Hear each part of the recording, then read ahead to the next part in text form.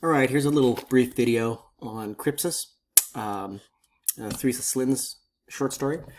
I think there is an actual definition of the term crypsis in the text, right? It's the ability of a plant or an animal or something to avoid detection, whether that means changing coloration, like rabbits do or hares do, right?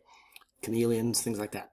And that obviously has something to do with the main character who is trying to avoid detection because of a rather tragic story of her son. So, setting up some of the way that why the narrator wears the story, there are some, I guess, objectively observable things. Like there's a rabbit there that's looking at her when she's dealing with her dying son as he's fallen off the ladder. But there's also something that was there in the library, in the break room. Somebody had made it for some Easter or something, and now she wears it. And I think in class all the time she wears it. I think one of the significant decisions we came to, or conclusions we came to, is that it was a form of masking, right, for her to avoid dealing with her emotions. That allows her to function in society. So that relates to the question here. Where is it? Oh, yeah. Parents think of her as a menace, right? Because she's got this weird, kooky habit. But she said she would be a menace without it. So again, there's something about the grief that she's holding at bay by wearing this kind of strange mask. So it's important to explain specifically what the context of the death of her son, right? And that means getting into the way that she parents. So I think the term that she uses is free-range parenting. And there's a kind of resentment, or at least a suspicion, that happens in the community of parents that she's being irresponsible, right? That all of these parents that are overprotective of their kids' outdoor play.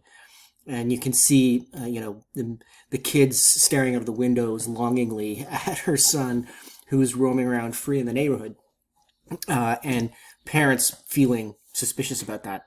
And it's because of the age of when they have kids.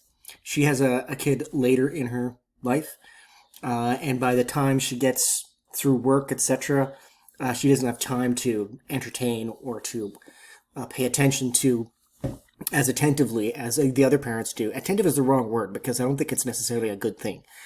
But it is part of what leads to, in some respects, the death of her son. He's out there by himself, climbs up a ladder, falls off it, and dies. So all of that's important to think about the context of why her son died, and also why she feels responsible for it, right? Because she was not paying as close attention to prevent him from climbing up the ladder.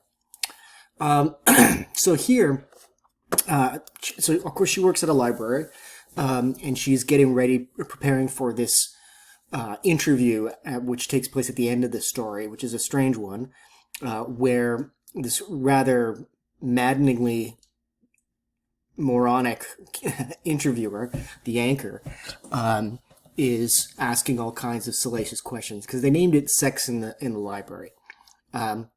It's not what I guess people think of it. It might be that it's about people having sex in the library, but that's of course what people think. That's not what the tenor of the obviously of the program is supposed to be.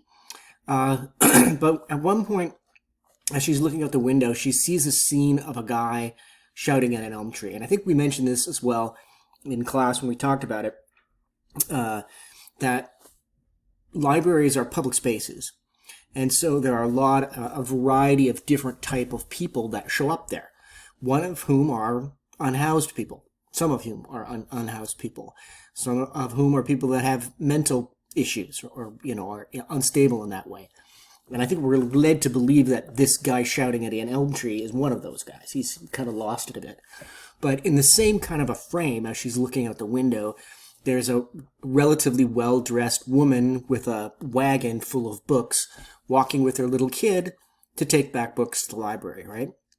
So on the one hand, you have a very normal, stable domestic scene.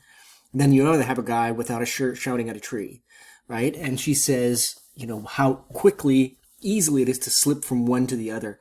So we can presume that she used to be the former. She was the woman who was working in the library, had a stable, heteronormative family, a little boy, and then everything changes. And now she's the crazy woman who wears this rabbit mask. And she said she's small town famous. That people recognize her because of this rather strange behavior that she displays. All right.